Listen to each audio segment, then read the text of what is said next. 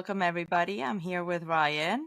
Hello, Ryan. How are you? I'm really good. How are you? Sorry, my niece. You can hear my niece in the background. I apologize, but she's damn cute, so it's okay. I have my dog in the room, so we can expect barking later. So just as a brief introduction, Ryan is the founder of Waking Up with Ryan. He is a spiritual teacher and coach, and he comes from the entertainment industry. But back in 2011, you decided to start this journey. Is that right? Or did I mess something up? That sounds right. Yeah, I've been coaching people mostly on relationships. For a long time now. Amazing. Well, I'll also give a shout out to Casey who put us in touch. I think this is going to be an amazing episode, and that is thanks to her. But anyway, should we dive in? Let's dive in. Firstly, I just want to say I love the concept for your show. I can't believe it's Oh, not been thank done you. in this way before. It's brilliant. Right? Yeah, And it needed to be done. I needed it to be done. I'm glad you're doing it. That's a lot more than a lot of folks can say. Yeah. Hmm. So today we're also here to discuss a very fun episode that is called Secret Sex. And Ryan, you told me that a lot of the themes that you work around are attachment styles, but also around shame, which I think it's bang on the theme of the episode is very much around desire beyond logic and, not being able to maybe the kinks that we do. Hmm. So I'm going to start framing the episode and then we can start discussing. But basically, we get introduced to our girl, Carrie. She's doing a photo shoot for her column, and I love to see her thrive because, up until now, she's been very scrappy and kind of like she feels out of place whenever there's like a fancy event that she's going to. And I love to see her doing a photo shoot for her column. She's going to have a big spread in a bus that apparently is a good route A through Fifth big Avenue or something spread. like a big spread.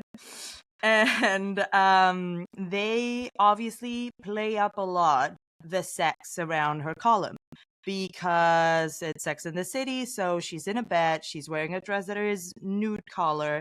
And actually, they keep calling this dress the naked dress. And, Carrie's talking about the fact that they're letting her keep the dress. Fast forward to, I think it's Saturday night. She's in her apartment with all the girls, getting ready for her first official date with Mr. Big. And everything about this scene to me screams Carrie has way too much invested in this first date. Which, on the one hand, I'm like, isn't it amazing that something can make you feel so hopeful and so nervous? But at the same time, do you think that this is just a recipe for disaster and she's setting herself up to just have her expectations crashed? Or I think it's wonderful to be excited about a first date. I think it's important because attraction is real and we all want romance and we all want that connection and we all want to meet that person. And it's really important to know yourself, to know, ooh, I'm somebody that has the tendency to get super excited about something without yet knowing where it's going to go and what the potential for long-term attachment is.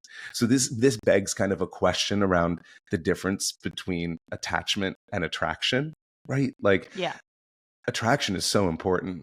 It's a natural part of being human. We get excited about the connection we feel with people, and that's beautiful.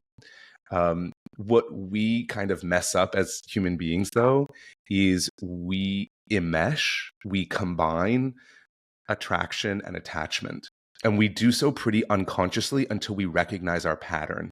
Meaning, I experience someone, I'm falling for them, I'm excited about it, the sex is good, which I don't want to fast forward too much in the episode yet, but I think this will lay the groundwork for a lot of what maybe we'll talk about today. We get really excited about it, and we're not conscious that we also start attaching to a potential future outcome without yet knowing who this person really is. And what I mean by that is, how does this person show up when we're in conflict? What happens Yeah. after the honeymoon period when we actually start the annoyances with each other and we're starting to notice, ooh, maybe some of our values are misaligned or your trauma is triggering my trauma? Like, how do I and the other person navigate the inevitable conflicts of relationships? And once I can see who this person is when we're in a fight, for example, that's when I gather information about whether or not we have the potential to really work toward a healthy, safe, secure attachment with each other. So the excitement is Right. great, but you just need to know that the excitement is more speaking to the present moment, right? I'm excited right now about this person. Great. But once it bleeds into, I'm excited right now about this person and I have a whole vision of where I think this relationship might be going, that's when we get into some tricky spaces.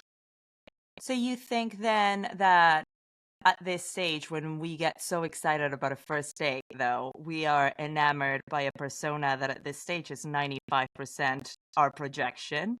So we are attached to the attraction more than the person. We're attached to that feeling or that projection.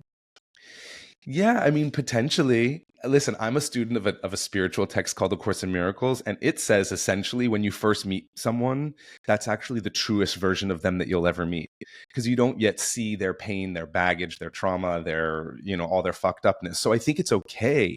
My point is not that there's any problem with attraction. Like, because then some people would say, okay, well, then I need to tamper down my attraction. Well, good luck. You're lying to yourself.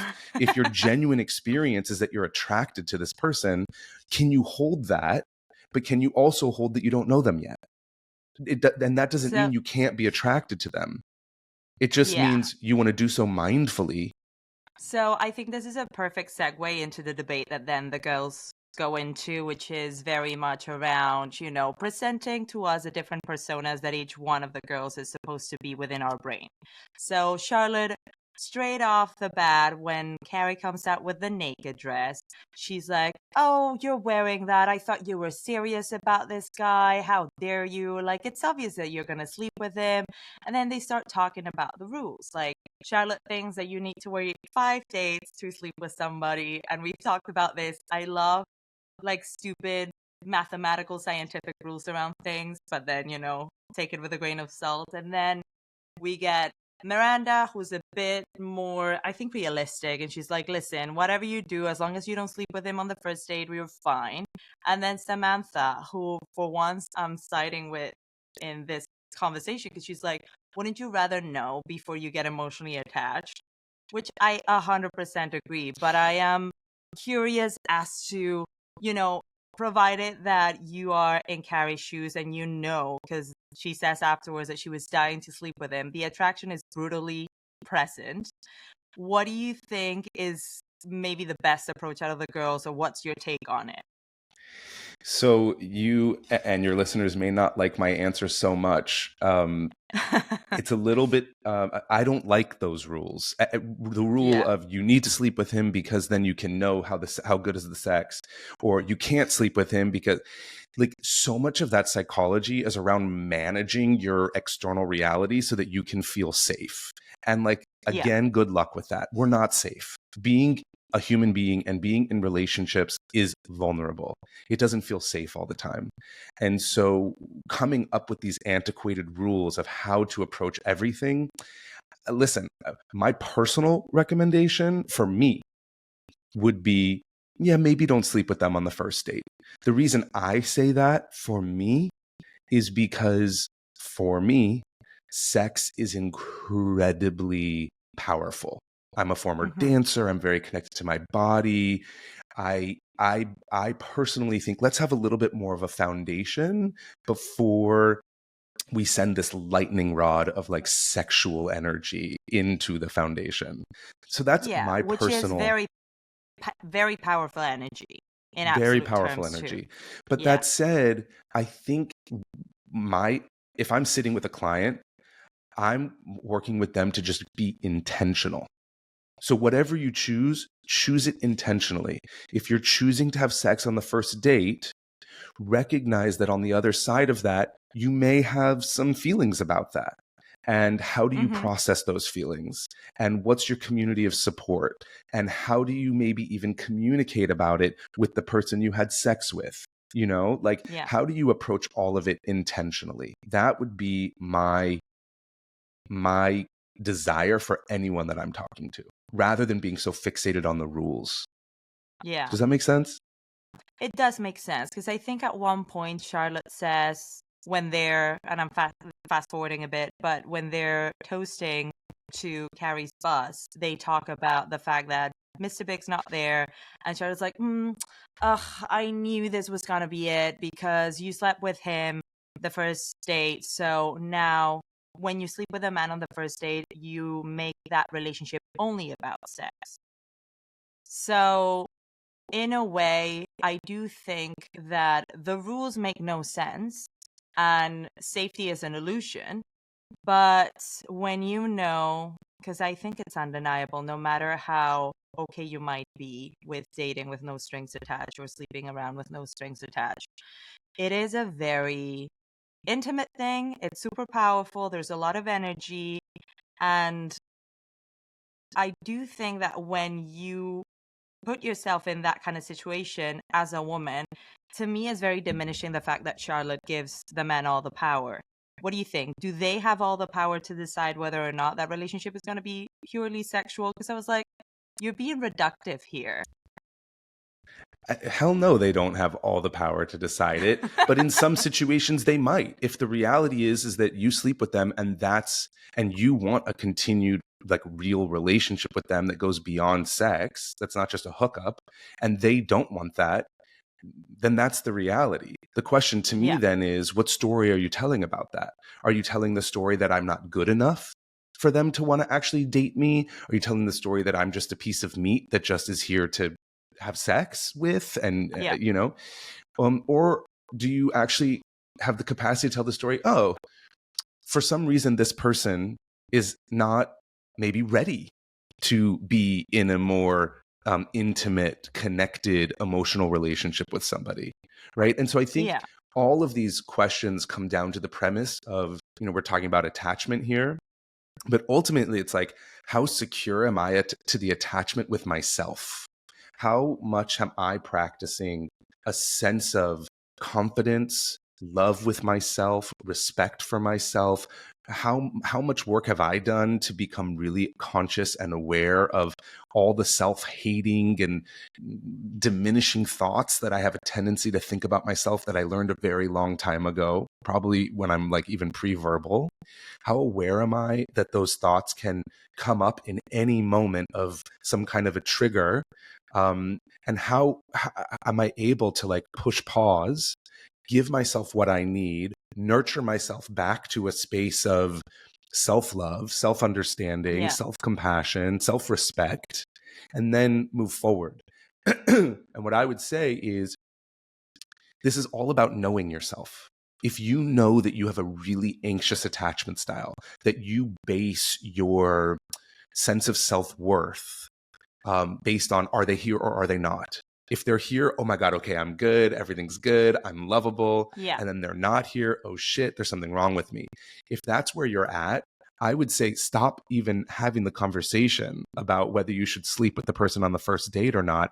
And let's do the work on your own internal safety and your own secure attachment with yourself. Then when you have that foundation, then you can go into the dating, the sex, with a Yeah. sense of security where you're okay with what happens and what doesn't happen. And we can even call this, like, from a spiritual perspective, like, how much do you trust life? If you have sex with somebody on the first date and you want something more, but it doesn't go that direction because they ghost you or Mm-hmm. they only booty call you, like, Mm-hmm. do you have a relationship with the divine to go, you know what, this sucks, this isn't what I wanted, but let me let go of this, let me surrender this. And the only reason I'm going to surrender it is because I trust that life has its way of bringing me whatever it is that is supposed to come my way, right? And so it's like, in that way, it's like, how much do I trust myself, and also how much do I trust life? I love that. And I maybe want to make a pause here for you maybe to explain the different attachment styles, because I find it fascinating, but I've also heard that your attachment style can change depending on who you have. Like well, explain it, because I know it comes from basically when you're a baby, but I think it may change depending on who you're with.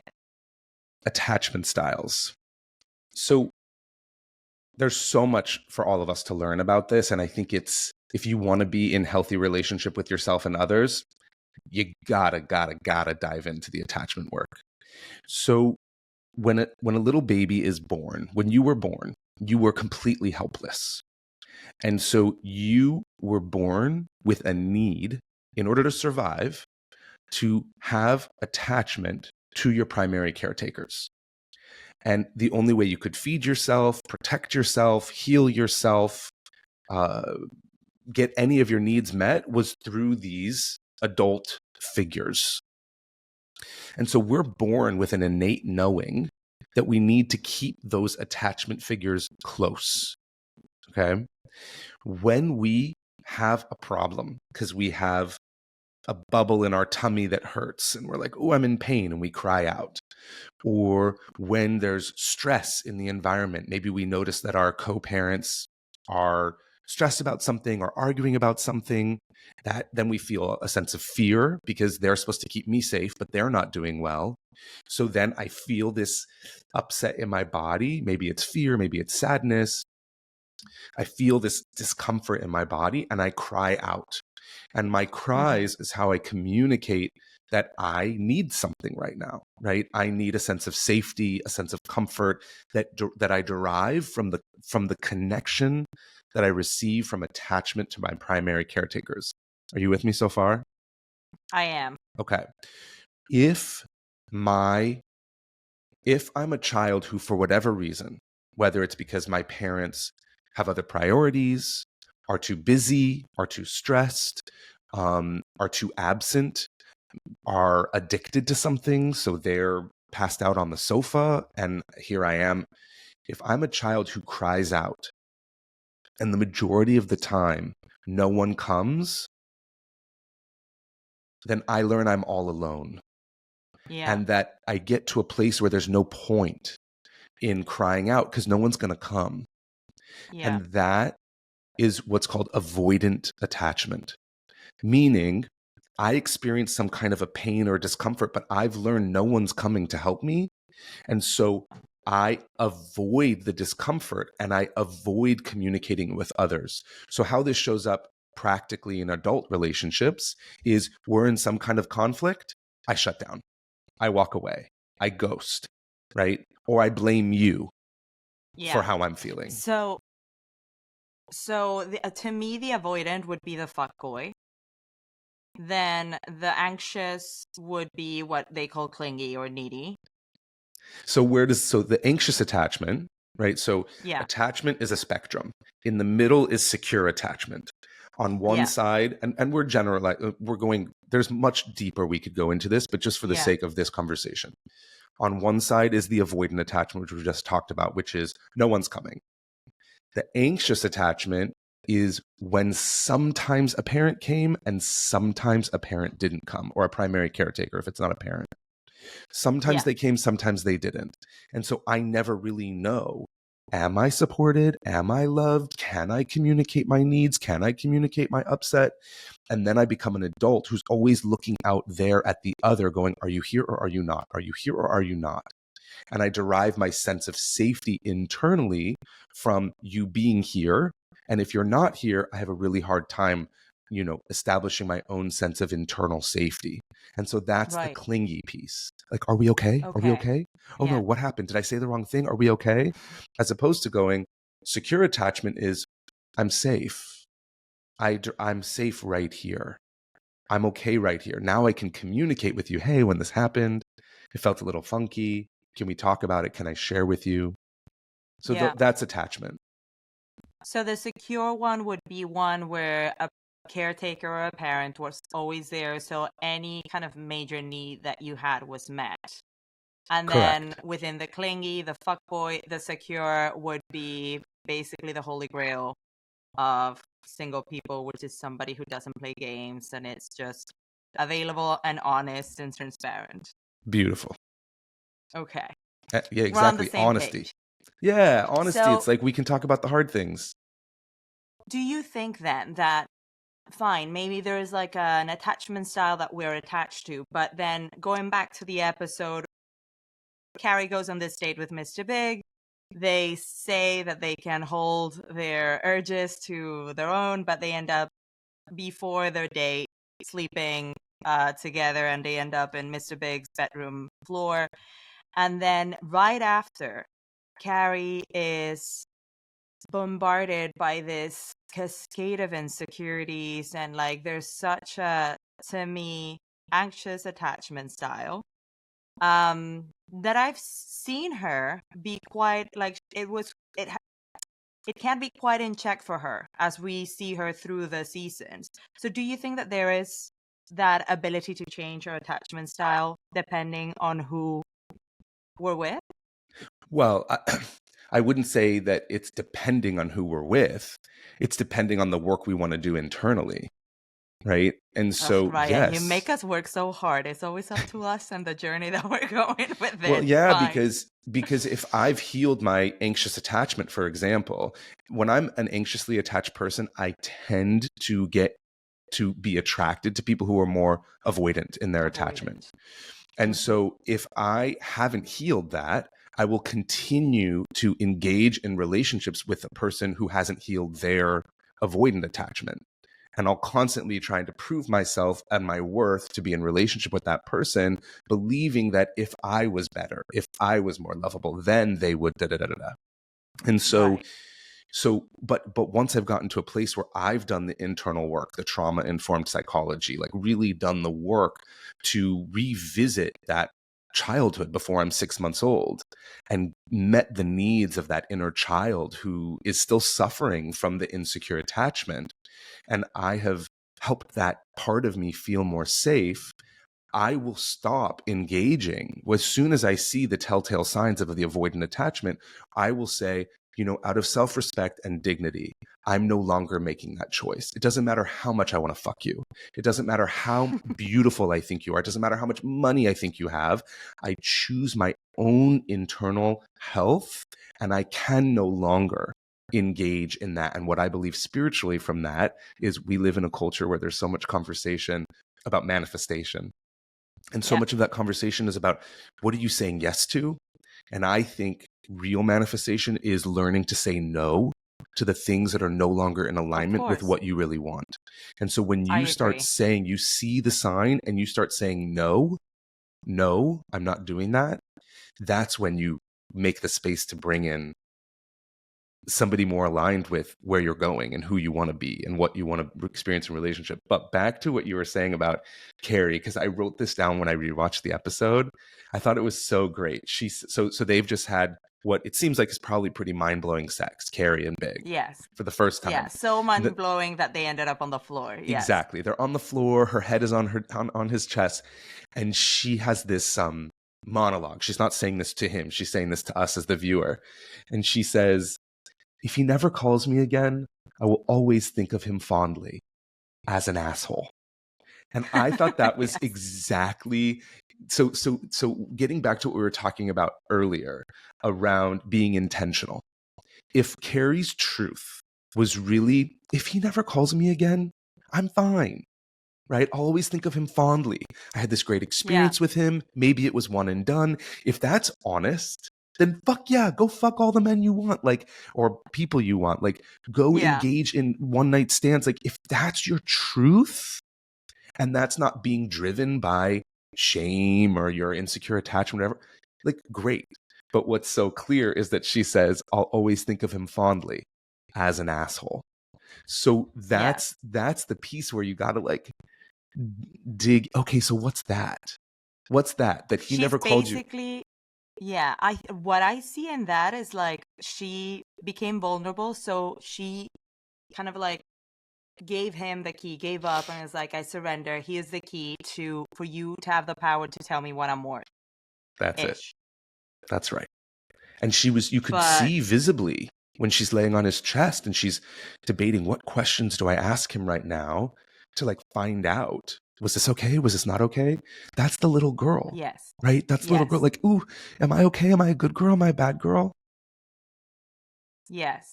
And another question that I have around this scene, because obviously there's two parts of my brain that analyze Carrie around this relationship. One that is, obviously you are so excited about this that whatever his opinion is, you have decided to respect him so much, it will matter a lot to you. But the other side is, what would you tell somebody who is giving so much attention and so much power to somebody that is making her feel so insecure?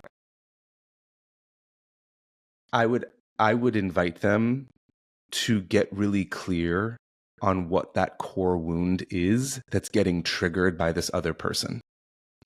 So if I need you to show up and you're not showing up in whatever way, and that is really setting me off, I need to explore, how does that cause me to feel? Oh, I feel sad or I feel angry. And when you're not showing up, what am I believing about myself? Oh, that I'm not lovable, that I'm not wanted, that I'm not a priority. Ooh, how long have I been believing that about myself? Oh my God. I can go back to the playground. I wasn't picked for the soccer team, right? And it probably even goes earlier Yeah. than that. So that then I can discover, wow, I'm walking around the world with a belief that I'm not lovable, that I don't matter, that I'm not a priority. And until I excavate that belief and ultimately take care of it and hopefully over time replace it with a new belief about how lovable I really am and how divine I really am and how truly organically special and miraculous I am, then I'm going to continue to find examples of how I don't matter. And I'm going to continue to project that. And the problem with that is that I'm imagining that I have this big hole inside myself. And I'm constantly looking at people, money, sex, food, alcohol, whatever, external resources to try to Yeah. fill this hole inside of me. And what I want people to recognize is, it's interesting. In 12 steps, they say, like, sex won't fill the hole inside of you. Only God will fill the hole inside of you. Money or narcotics or food won't fill the hole inside of you. Only Yeah. God will fill the hole So inside 12 of you. steps, 12 steps, meaning the steps that you need to take if you're an addict through recovery, or is... Correct. The 12 steps of Okay. Alcoholics Anonymous, which also is, Yeah. there's many different forms of it. Yeah. So in 12 steps, they say, this thing or this person or this drug or this alcohol, it won't fill the hole inside of you. Only God will fill the hole inside of you. To which I want us to take it a step deeper, which is, it's not that only God will fill the hole inside of you. It's, there is no hole inside of you. There never was a hole inside of you. The hole inside of you is an illusion of thought that you learned way early about your lack of lovability. And so we need to recognize, ooh, that's actually not true. But that's a journey, that's years of work to get there. Yeah.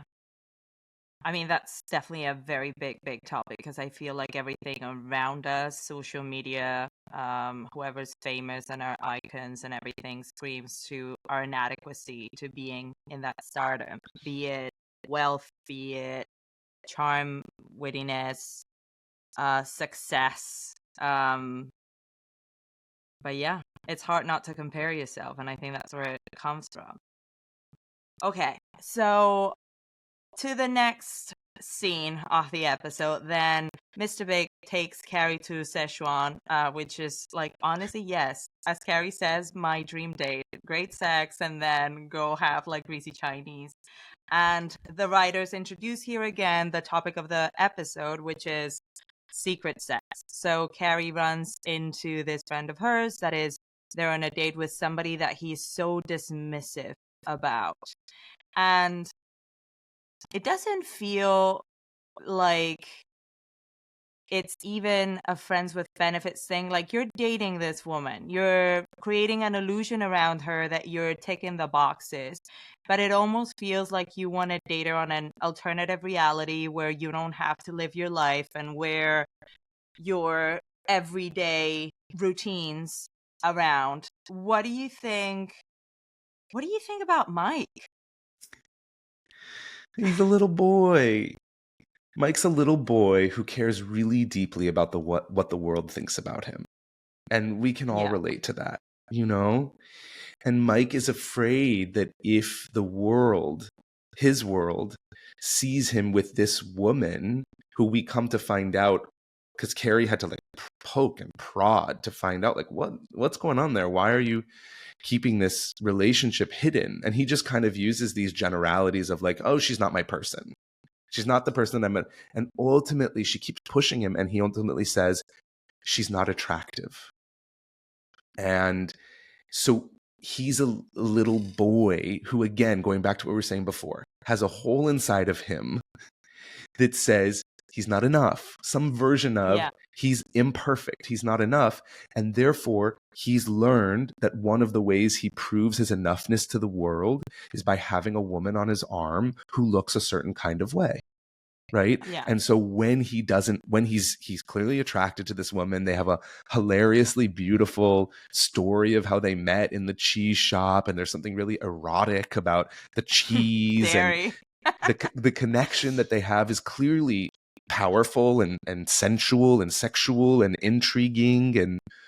And so they clearly have a powerful connection. He clearly really likes this woman. He likes spending time with her. They giggle but because he says because she's not gorgeous, there's not pressure about performing. So I think he is himself around Libby. Correct. He's most himself in this. So this comes down to, how do I perceive I need to show up in the world in order to believe that I am lovable and accepted? We're all looking to be accepted by our community. And he has a belief that he can only be accepted if the woman he's with looks how he expects them to look, or looks how society expects them to look. And so the reason I say he's a little boy is he's a little boy in a man's body, because a man, an adult, mature man who's done their healing work goes, I don't give a fuck what society thinks about me. I live my life with my values, with my relationships, and I stand proud. And if you have a problem with that, if you think in this case that I'm supposed to be with a woman who looks like this instead of that, that's a you problem, not a me problem. I'm focused on who am I, what do I want, and standing tall in who I am in the world. And like, I can relate, right? Because as a gay man growing up, it was so fucking painful for me to realize that I was attracted to my same sex when I was 10 years old, and then, or my same gender when I was 10 years old. And I didn't have words for it at the time. I just knew that it was bad and wrong. And so the journey of coming out and then being in a relationship with somebody at 16 years old, with a man at 16, my first relationship, which, by the way, we kept secret, which is interesting for this episode. We could talk about that because there was something very sacred about how we kept it secret. Both of you kept it secret, and both of you were 16? He was 18 and I was 16. He was a senior in high school and I was a sophomore in high school. And we were in like the dance company together and the performing arts together. And, you know, and we did, there was something very, I think, you know, we were still in a way children, and we were in an environment where we didn't feel safe to come out, right? There wasn't, this is the early 2000s, right? And so this is in California. In LA, yeah. And that's crazy.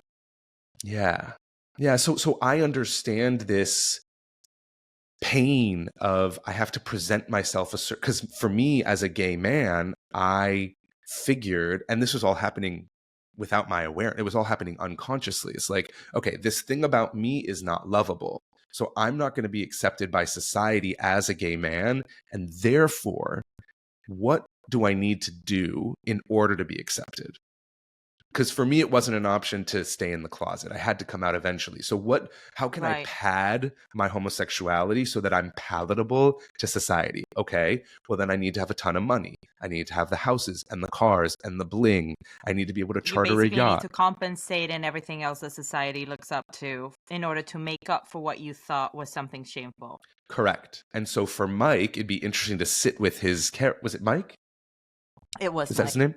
With Mike, it'd be interesting to sit with him and go, what's that for you? It's not that you're gay, but what is that piece for you where you feel so deeply insecure about who you are in the world that you need to make up for it by having what you consider to be, or what society considers to be, a beautiful woman on your arm? Right.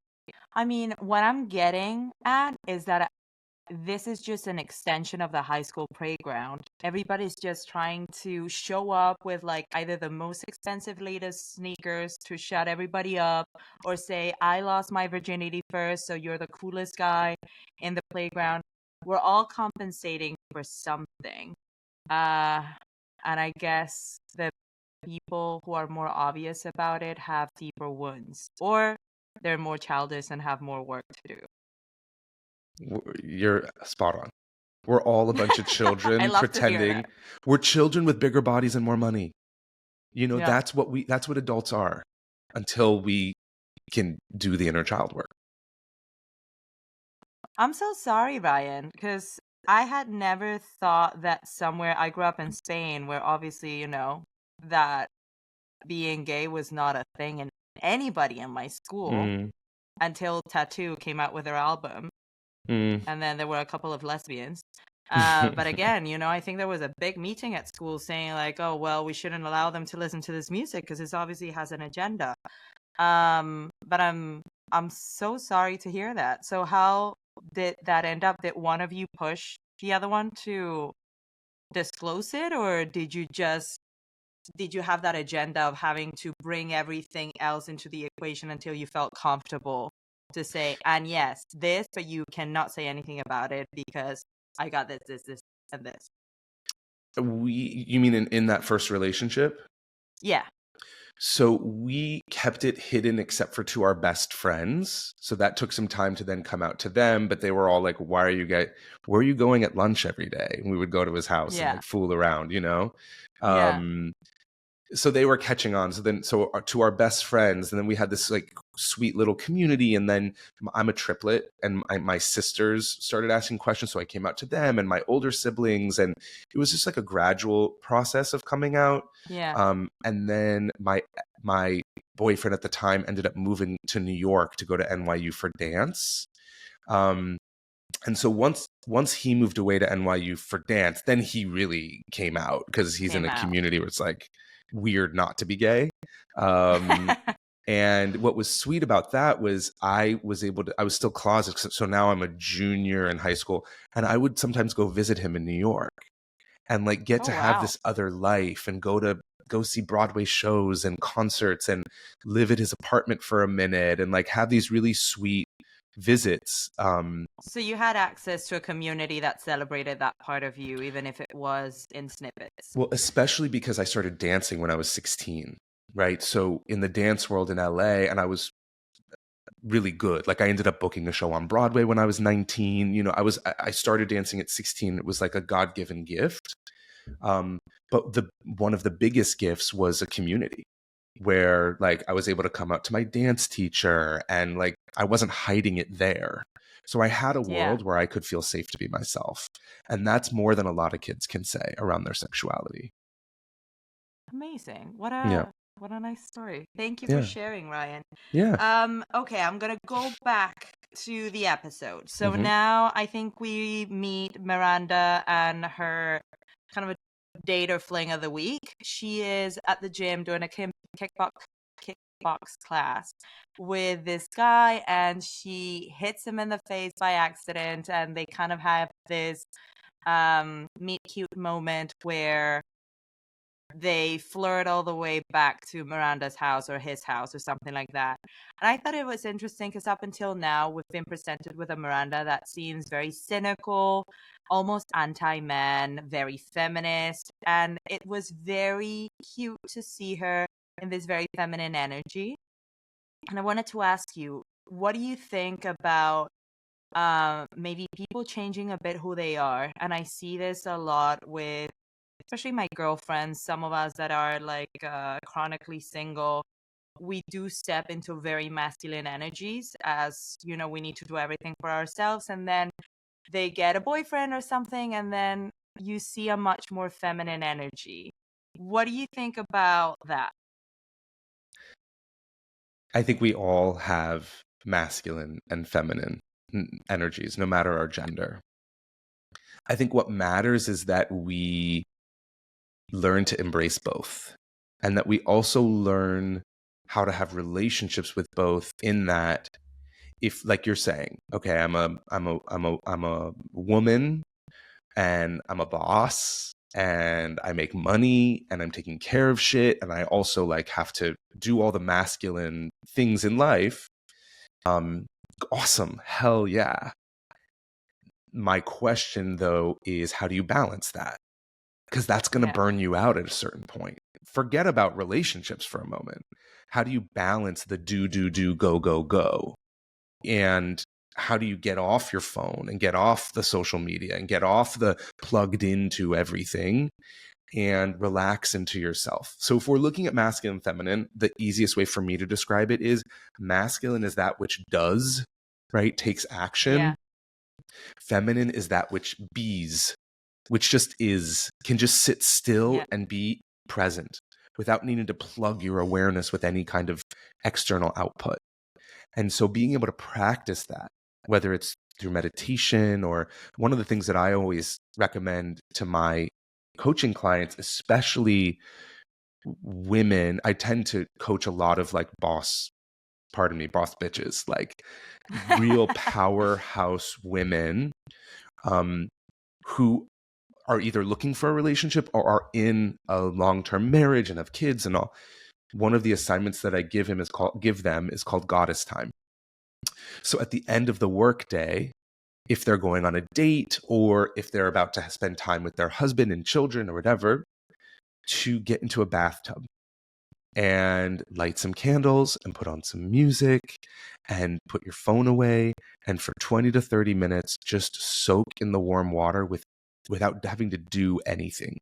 And what will happen is, because you've been in the masculine mode all day working, you'll get into that bathtub and your mind is still in that, oh, I need to send that email. Oh, did I check that off the list? Oh, let me send this to my assistant. Or, oh, I didn't respond to my friend. But because you're in the bathtub and because your phone is in the other room, hopefully, you'll notice that masculine impulse and go, no, I'm not reacting to you right now.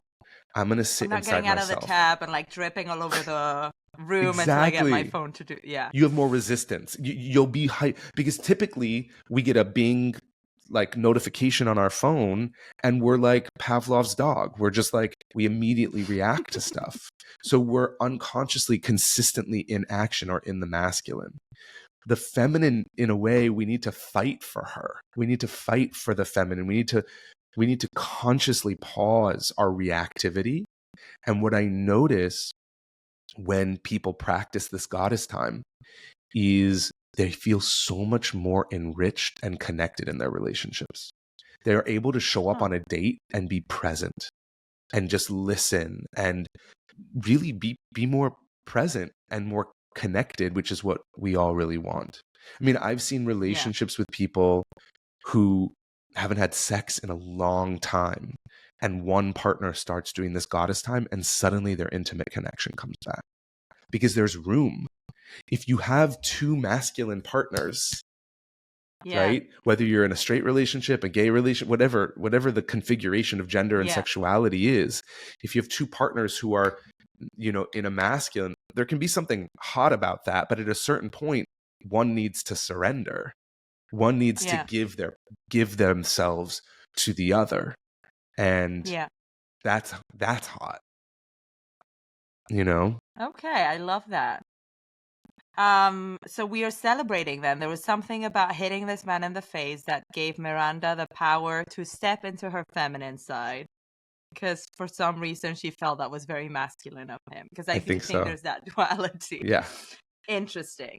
So then we fast forward. I think that, the girls are talking about Miranda getting excited about this Ted guy, Carrie obsessing about the fact that she's been hoaxed by the first sex on the first date, bad juju, and they keep talking about this secret sex. They bring in this affair that Charlotte had with like an acidic rabbi or Jew. something like that. And I think at one point, Carrie's just sitting at home and writing, reading or something, and she gets that call from Big that if I'm very girly and I put myself in her shoes, yes, it is great. Yes, there's still that tingling of like the attraction still there, but he is to me a very it's a very sexual tone. It's like, if I'm honest, if I can be trite, I have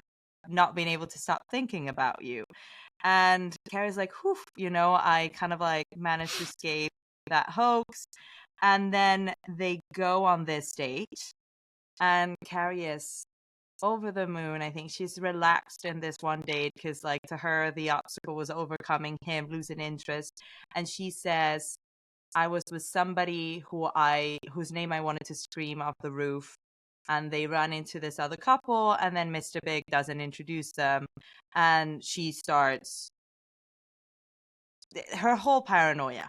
Gets home, calls Mike. Why did you take Libby to this restaurant? Is it because you won't run Right. into anybody there? And he's like, yeah, oops, I'm sorry. So she continues down this paranoia. I think on the same date, Mr. Big tells her, I cannot come to your toast about the bus thing. Another thing that she puts in her paranoia box. And then they're in the bus stop. Mr. Big is not coming. Charlotte tells Carrie she shouldn't have, like, she's kicking her while she's down. You shouldn't have slept with him the first time. Now it's all about sex. And what do you think about this Carrie's paranoia of like hanging on? Because like then we're coming to the end of the episode where she goes drunk. Like that's the only way that she Right. musters the courage to be honest enough to say, this is what's going on with my mind. Goes to Mr. Big's apartment and is like, okay, so whatever, we are obviously done because I only fit into this part of your life and you're ashamed to be with me, and that's why you take me to this restaurant where nobody can see us. You don't want to meet my friends, you don't introduce me to yours, da da da, which makes Mr. Big explains. So I have several questions to you. Like, what's with the paranoia? How do we stop it?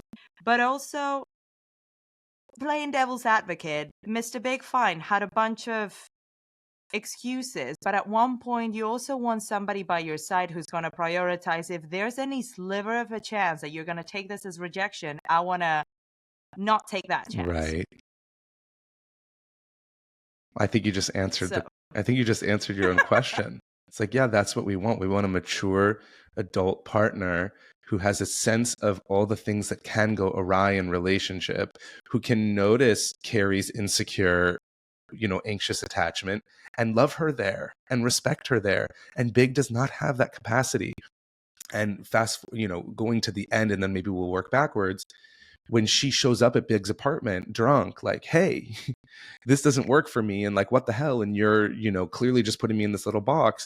He does have legit excuses. Well, this is actually the reason I couldn't come to the Billboard toast was because I had courtside seats at whatever the basketball or whatever game it was. And like, and he had legit excuses or reasons. I won't even call them excuses. He had legitimate reasons as to why he couldn't show up in the way she wanted him to. And what he represents to me is that confusion. He's not like so blatantly fucked up, that it's like, oh my God, this is clearly the red flags. And like, that's where I think a lot of her paranoia comes from, because she's like not sure. She's like, there's really a connection here. Now he has all these excuses that are legitimate. Okay, now I can keep falling for this man. And that's where things can get really confusing. And this is where it gets into the category of narcissism. Like, a narcissist is so powerful in their capacity to pull you in, to prey on your insecurities. And then as soon as you have a problem with them, or you bring up a difficult conversation where you're like, hey, can we talk about this? Then they have like all the reasons in the world. And then they might even gaslight you of like, well, this is your insecurity. Like, and I think as we continue to watch the TV show, it's easy to kind of say like, Big is an avoidant narcissist. He is the center of his own universe. If you want to dive into his universe and if you want to be in his orbit, like, great. But as soon as you have an issue or Carrie has an issue with his orbit, he shuts down or he does something to just like pull her back in or puts up a wall or ghosts and so what I would say is, yes, is the paranoia a problem? Absolutely. Is the way she hikes up her nervous system around this and becomes obsessive about it a problem? Yes. But what I want to say is she's being given information to follow. So I always say, don't follow their words, follow their actions. In relationship, words communicate who we want to be. Words communicate how we want to see ourselves, but actions communicate who we're actually capable of being. So follow the actions is what I always say to people. It's like, it's great that they're saying to you, I love you and I want to be with you and I want to show up for you. But like, if their actions aren't lined up with that, that's just, there's a version. Now, mind you, it's television, so everything's a little bit exacerbated and heightened. And that's what I love about Sex and the City is all these archetypes that are so heightened. So Carrie's a certain heightened archetype. There's a way, but it just wouldn't be interesting for television. But there's a way that Carrie could just be noticing. Like, what would those scenes be like if she's just like, interesting. I invited Big to this and this, and he's not able to come. Okay. I'm just gonna store that in my pocket and just have that as information. I don't need to jump to the immediate assumption that it's because he doesn't want me or doesn't like me or he's ashamed of me. And I don't need to jump to the immediate assumption that it's just because he's busy. Let me just collect the information. And so I think that's really valuable in relationship, again, so that we can over time determine, does this person have the capacity for real long-term attachment? Right. Which I think Mr. Big is really not. Correct. And we get to that. But I do find something very endearing about his reaction. There's like, well, because when she says, I only seem to fit into a very specific part of your life. And he says, well, I only know a very specific part of you, but I am learning about more parts about you. And he's still, well, obviously, men are men. Like, I think they'll probably sleep together afterwards. So he's after that. But he's like, he still catches her in his arms and is like, this is still something. I'm figuring you out. These are all the reasons, and I'm here. And then Carrie is desperate for his validation. It's like, so this is maybe something for real, and he doesn't really give an answer, and that's the end of the episode, which is so Carrie and Big. Totally Carrie and Big. If I was Big's coach, and he came to me and I love that. Yeah. And he said to me, I've started to see this woman. We've had sex. We've been on 2 dates. She showed up at my apartment kind of freaking out, drunk, that like I'm not prioritizing her essentially. And she's afraid that then where I would get him to, where my goal for him would be when she is expressing to you her insecurities and her fears, rather than making any statements, rather than defending yourself, rather than saying anything like, well, I'm still getting to know you too. Just ask her questions. Hey, I'm hearing that this is causing a lot of insecurity for you. Like, can you tell me more about that? Tell me more about where is this coming from? What are you worried about? Like what, and get really curious about how it feels for her. And because that's the purpose of relationship. The purpose of relationship is for the healing of both people. And the only way we heal is when we have a safe container to unpack everything that feels unsafe, everything that feels like an insecurity. How soon do you think, though, that somebody can provide us with that container? Because I think this is also too soon. Well, I don't think it's ever too soon listen, if Carrie's barging in the door drunk, going like, like that, it's never too soon. It depends on the emotional intelligence level of, in this case, the man in this case, but of the partnership.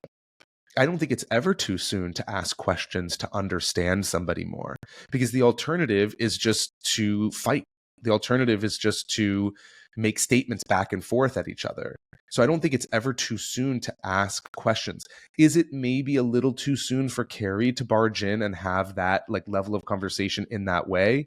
Maybe, but is there a more appropriate way for her to do that, or maybe a healthier way? Yeah. Is there a way that she could have sat down with him over a date and Sober, and said to him, hey, you know, I just want to share with you, like, I really like you.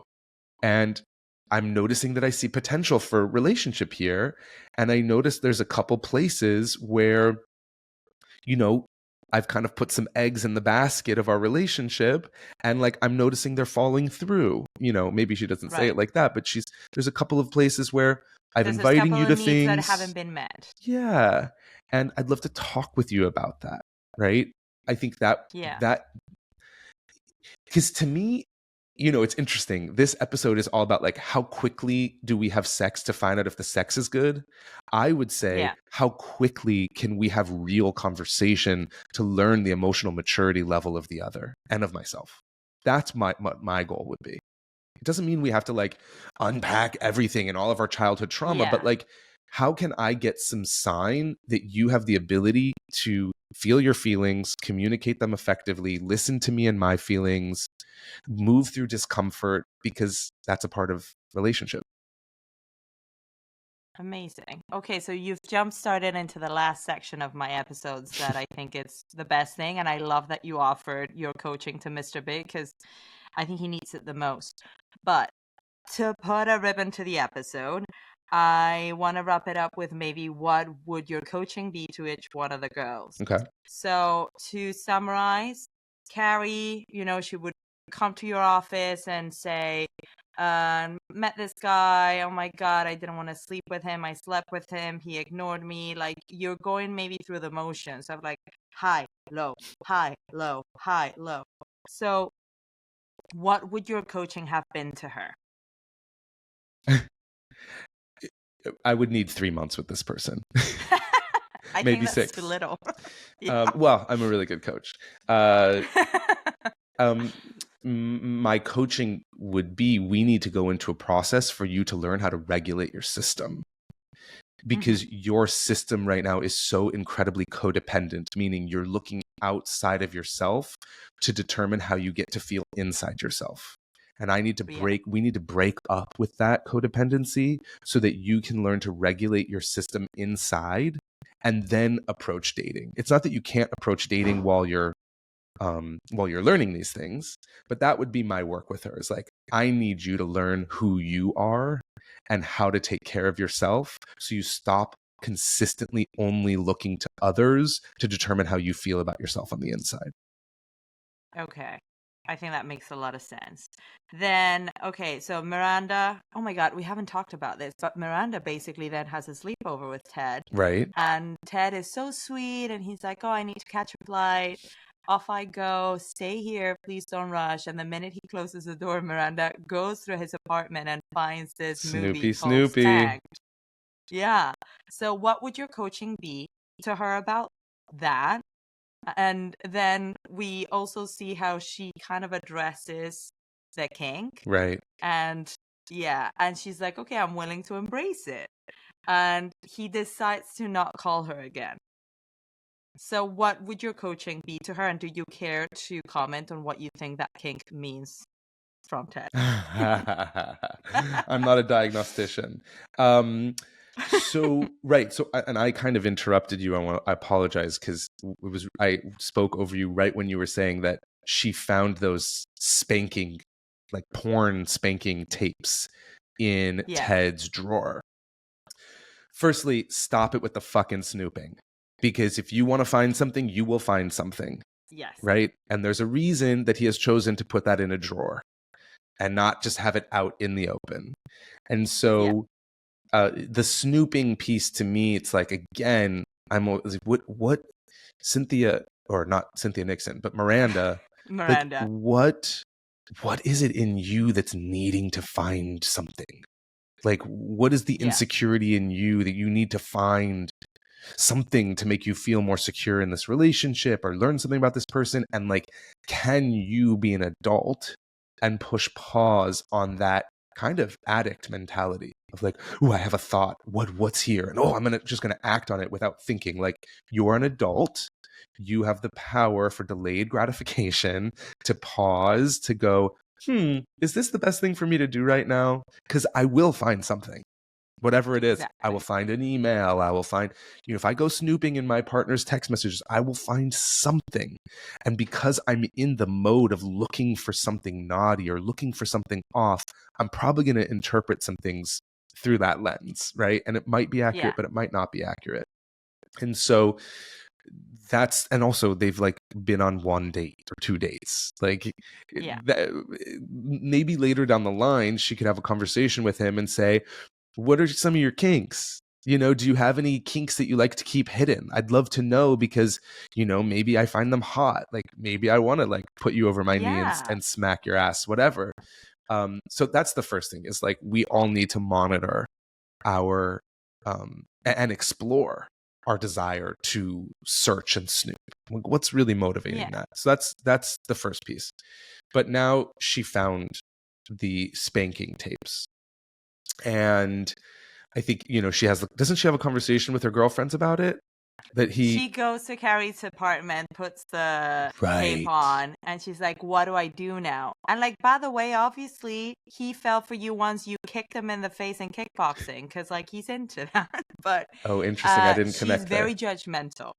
Very judgmental about it. And like, you said, fine, we need to suppress that like wish to explore and snoop around, but like, I think it's not possible to suppress like what you're attracted to. And like, bless him, it gets him off to be spanked. Yeah, there you go. So regardless of where the kink comes from, we all have kinks. And I've shamed myself about my kinks historically my whole life, and told the story there's something wrong with that, and so then I need to keep it hidden. And what I've learned through trauma-informed therapy is actually my kinks are kind of interesting. And I don't if actually... you're willing to share. What'd you say? If you're willing to share, or is this is my sacred secret. No. Yeah, this is my sacred secret. My partner knows about it. Some of my friends. What? Yeah, but that was your embracing part. That is like, actually, my kinks are kind of interesting. And the only way I was able to get there was to explore, what is this shame piece, right? And shame is not I'm doing something wrong. Shame is I am wrong. And so because I had these interests in these fetishes and things, that there's something wrong with me.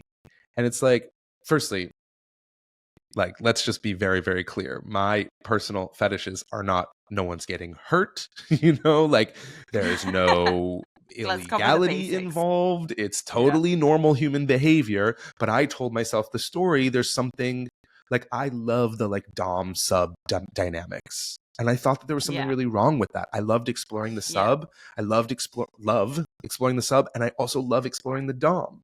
And like that, there's something, I'm not doing that in like a dungeon, which there'd nothing wrong with that. In a way, I guess my kinks are kind of vanilla, but I made a story about them as if there was something really wrong.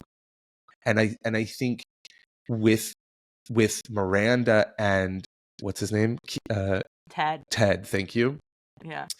She finds this. She also shames it. So he has good reason to hide it, right? Because look at how she reacts. And then instead of bringing it forward, maybe it's like, if I'm coaching her, I'm like, hey, like, let's put this in your back pocket for a little while. Let's wait for the two of you to feel like you have a secure, vulnerable, respectful connection where you can actually bring up topics that are a little more taboo. Right. And then once we feel like we get there, then there's a way for her to say, hey, I got to like out myself on something. Like our first date, I was feeling insecure and I wanted to find something, and I found these tapes, and like, I want to talk to you about it. Like, and there's a way to talk about it that is like, do you want to explore this together? Like, is that a desire for you? What's that about for you? And for Ted, I'm not great with names. For Ted, there's so many names. That's why I wear my Carrie Bradshaw necklace. Your audience, I don't know if they watched the video, but I wear my name on my neck to make it easy for people. But for Ted, clearly it is something like when she says that to him, you know, I wish we could like go back in time and like interview the character, right? Like while they're still in Yeah. character, to be like, hey, Ted, what was it about that moment when she's bringing forward your kink at the end of the episode? So Miranda confronts him, right? She says to him something like, oh, maybe, you know, maybe I should spank you, or something. I don't remember exactly what the line is. And something along those lines. he freezes for a moment. And like, I'm curious, what's going through your mind? Is it you feel ashamed that that's your kink, or is it that Miranda went through she went through your shit and like disrespected your privacy, you know? And what I would just say is, don't shame your kinks. As long as no one's getting hurt, as long as everyone is a consenting adult, let's not shame ourselves for our kinks. Okay, I think that's all very fair, and we can only hope that Ted dumped her, rightly so, because she went through his shit. Okay, then Charlotte. And by the way, it could very much be that he's ashamed of his kink, which again is why he hides it in the drawer and only you know. Yeah, I think that's what they were alleging too, that he was ashamed. Sure, which I would understand. That's very human. Yeah.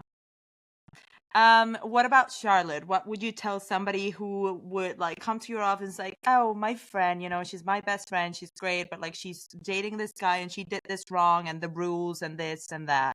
What would you say to her about somebody who is like so by the book and there's like a proportional amount of dates that you should go to before What would your work with her look like? I would start by like, how well is that working for you? Like, do you feel happy as an individual? Like, do you feel like you're living life fully? Do you feel like you have ideas for things and you go after them? Do you feel confident in your sense of self? How sexy do you feel? How alive do you feel? Are you enjoying life? Like, I would explore that. And then I would start going, because I would imagine the answer would probably be pretty not activated in her life. And then I'd start exploring like, okay, so, you know, what are these rules? Where do they come from? Where is it that you feel that where did you learn that in order to feel okay in the world, you needed to have these very strict rules that inside of which you can engage? And what we would inevitably find would probably be a whole lot of not feeling safe in her early life. And probably some version, what I would typically find is, more often than not, it would be parents who were super, super messy and super undisciplined and maybe addicts. And like there was a messy household, or maybe I was talking to somebody the other day who like grew up with a lot of money, but by the time she was like 10 or 11 years old, her father lost all of his money and then became an addict and like didn't get off the couch. And so she learned like, ooh, that could happen to me. I don't want that to happen to me. So I have to build a very regimented, rules-driven life so that I can avoid that pain. So what I would ask her, ultimately what I'd want to unpack is, what pain do you believe you're avoiding by living your life by such strict rules? What do you think that's going to save you from? And then from there... I mean, the thing is that as a woman watching this show, I love that she always has an answer that is almost like mathematic about how you're gonna get out of here. Like it takes you half the time that you dated the guy to get over the guy. So and it gives you a bit of like that solace. I don't know if that's the right word, but like, you know, I know that at least let me get to that point and then I'll reevaluate whether this is working for me or not. But like just having that hope makes me feel better instantly. That's great. And so that's wonderful that those rules are helpful. However, my question would be, are you ruling the rules or are the rules ruling you? Like at what point? That's a great point. That's a very Carrie Bradshaw sentence. She definitely ends her article that way. So I got to wondering, are the rules ruling me or am I ruling the rules? So I think if you're ruling the rules, if you're in charge, if you're using that as information, as input to help you make better decisions, and that feels really good for you, great. But what I think we see with Charlotte is that the She rules edits rule herself. her. Yeah. She's in a way addicted to needing these really strict confinements with which to Yes. live her Upper East Side life. And that's Yes. where I would just say, like, let's fuck this up a little bit. Like, let's find, it's so black and white. And I understand the drive for black and white because it creates a sense of safety and structure. But the truth is, life is very gray. And relationships are very gray. And love and connection is very, very much in the gray. And so are we avoiding the existential gray of being alive by having all these rules? And if we are, how can we make more permission to live a little bit in the gray, in the unknown? Right. Okay, I love that. And then last is Samantha, but Samantha has not much to go on. So would you rather coach Samantha or maybe Mike for this episode? I don't even remember what was going on for Samantha in this episode. Samantha basically just appears to celebrate Carrie's toast. She goes over to her place to see how the spread looks like, and they're talking about Carrie asks her, have you ever been ashamed of anybody that you slept with? And Samantha keeps pointing out all these men that are like obviously Right. worthy of being ashamed of. And she's like, well, then I guess not. And then she tells Carrie about Charlotte's Hasidic folk Jew artist. So I think she has a very healthy, like she embraces that part of herself in a very healthy way in this episode. I agree. So I don't know if maybe you want to coach Mike, who was very ashamed of Libby, because I think Libby also was like, bravo. The minute that Mike said, like, fine, now I'm ready to like show you off, she was like, you know what? I would Too rather little, go out too with late. somebody else. Yeah. Yeah. Yeah, So I it's your wish I choice. Who wish do we you could want have to? that conversation with Libby to be like, what drove that decision?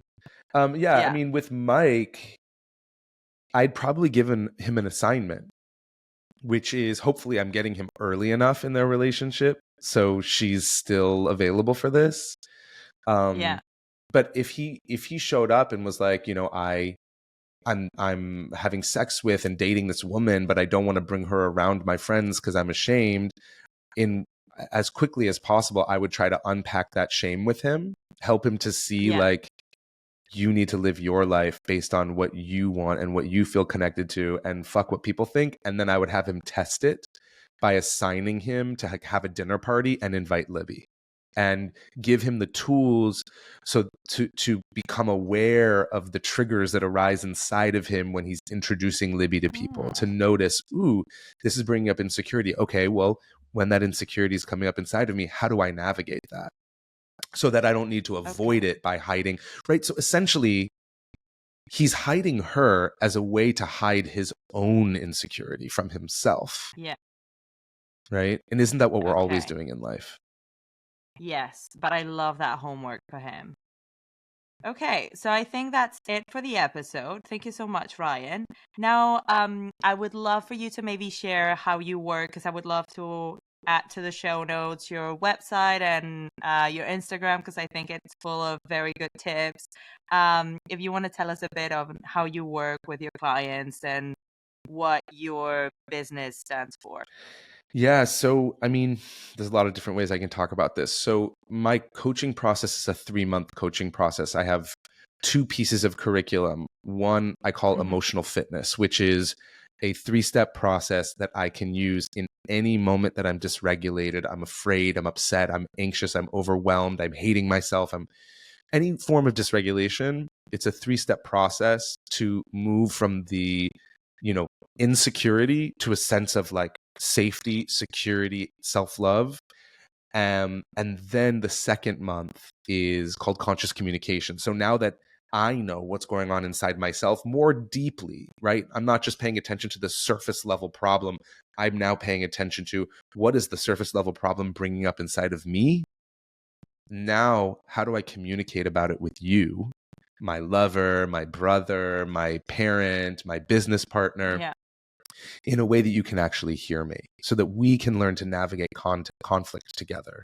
So I work with people for a 3-month curriculum, and we have, weekly sessions. just like with your therapist. But then you also have Yeah. access to me as needed through asynchronous voice notes. So I really love that part of the coaching, because if you're, if we're talking through an issue on Monday, but now it's Thursday and the issue's coming up and you're like feeling stuck or you're overwhelmed or anxious, Yeah.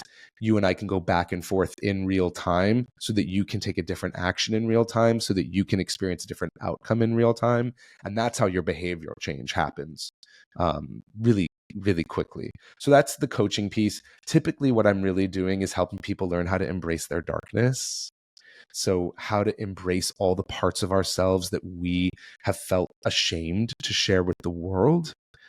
Or the Yeah. parts of ourselves that we deem unlovable or not respectable, and often I'm working with people who are going through some of life's hardest moments, whether that's they've lost a loved one or they've gotten a really painful health diagnosis, or they're going through a breakup that feels really painful, so that's that. And then in terms of where people can find me, my really just I don't actually publicly don't have anything out there about my coaching. It's all word Okay. of mouth. It's all referral. So if anyone wants info on that, they can send me a message and we can have a conversation. But my Instagram is at Waking Up with Ryan, and I I'll put share it my in the show notes, musings. so. Yeah, I share my musings on there. Perfect. Well, thank you so much, Ryan. This has been so interesting. Thank you, Isa. I appreciate it. I'm I'll so talk to you excited for you. soon. And me too. I hope this, turns into something big. I'm sure it Into will. something Mr. Big. Mr. turns into some Mr. Big. I'm sure it will.